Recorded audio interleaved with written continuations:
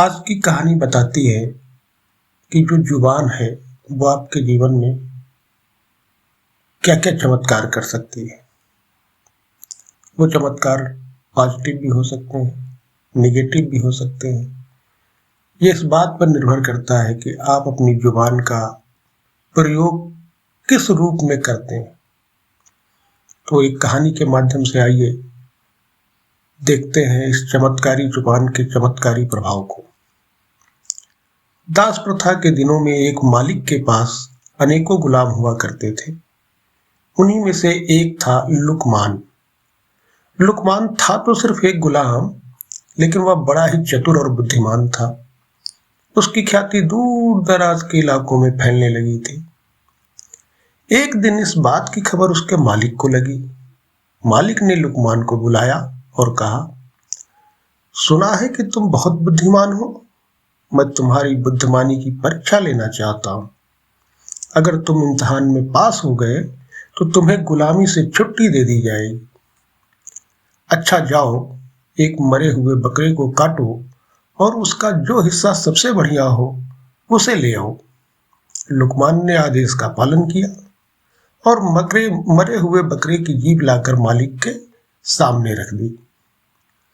कारण पूछने पर कि जीभ ही क्यों लाया, लुकमान ने कहा, अगर शरीर में जीभ अच्छी हो तो सब कुछ अच्छा ही अच्छा होता है मालिक।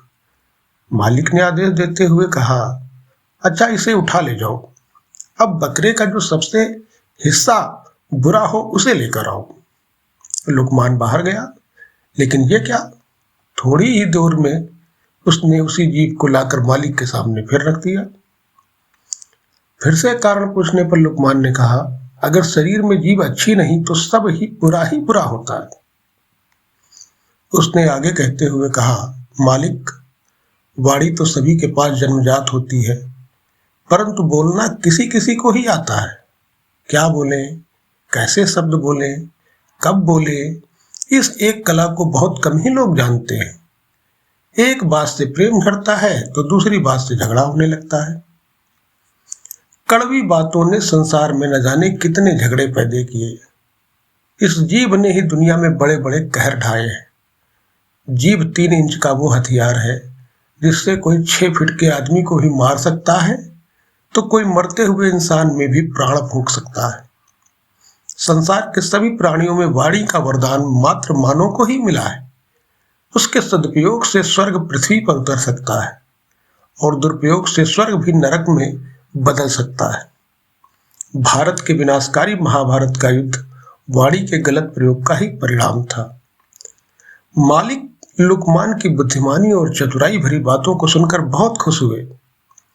आज उनके गुलाम ने उन्हें एक बहुत बड़ी सीख दी और उन्होंने उसे आजाद कर दिया।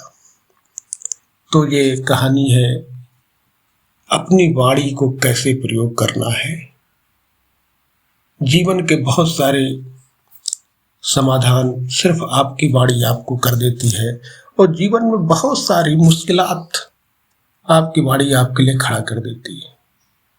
बहुत जरूरी हो जाता है कि क्या बोला जाए, कब बोला जाए, कब ना बोला जाए, किस टोन में बोला जाए, इसको ध्यान में रखा जाए।